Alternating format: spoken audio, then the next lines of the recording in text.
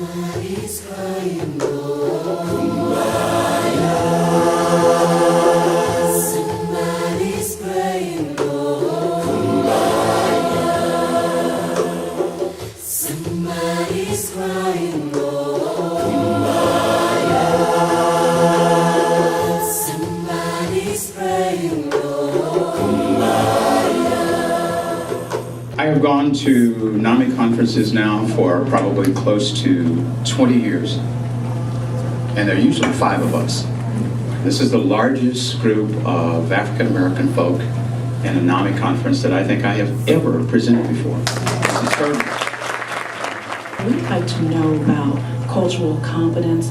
We'd like to know whether or not schizophrenia in Black people is really schizophrenia or just the craziness of living in our culture. We'd like to have those questions answered. Mental illness is a huge problem in our community. It's very significant as it is in any other community. And, in some respects, more significant than a variety of physical health problems. In our village, suicide rate for young men between the ages of 10 and 14 is up 233% over a 15-year span. In our village, 40% of us are homeless, which puts us at greater risk for developing mental illness. People have to remember certain historical facts about Black folks in this country. We've existed in this country longer under slavery, Jim Crow, and racism isn't over, than we have as quote-unquote free Americans. Oh Lord, hear my prayer as I lift my voice and say,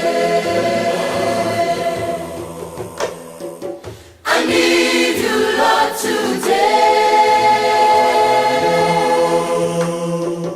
I need you right away. There are a whole variety of things that happen in African American communities having to do with language and with culture and comfort and trust, religiosity, and spirituality as well, that influence the way that we both seek and accept help.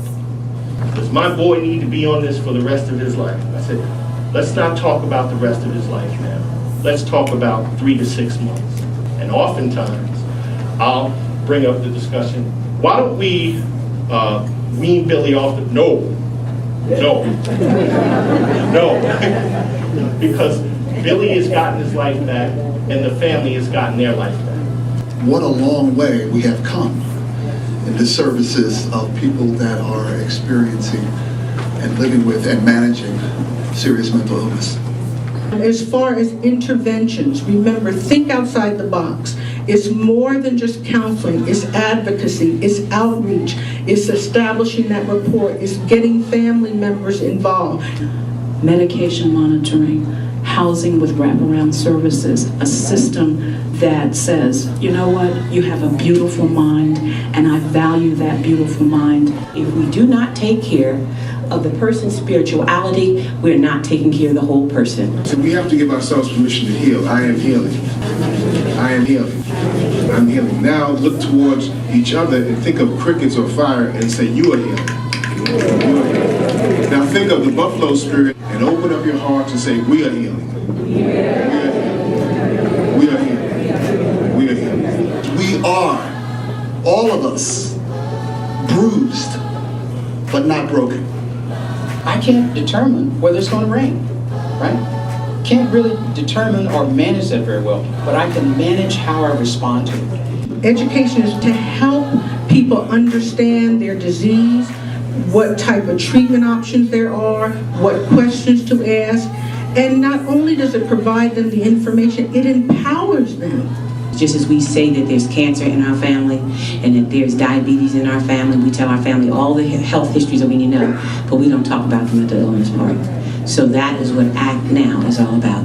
It is when we are able to share the part of ourselves with others that our potential can be reached. It's the step that gets me. It's the step that keeps me. My movements are justified by my stance. This has been a strong beginning, and we have to keep the conversation going. We have to do the work, and it starts now.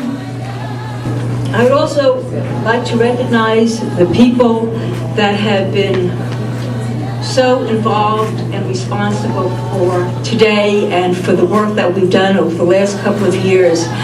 Laura Bryan, Cynthia Miles, Dale Oakley, Aisa, Winifred Shane, Barbara Miles, Jeffries Armstrong,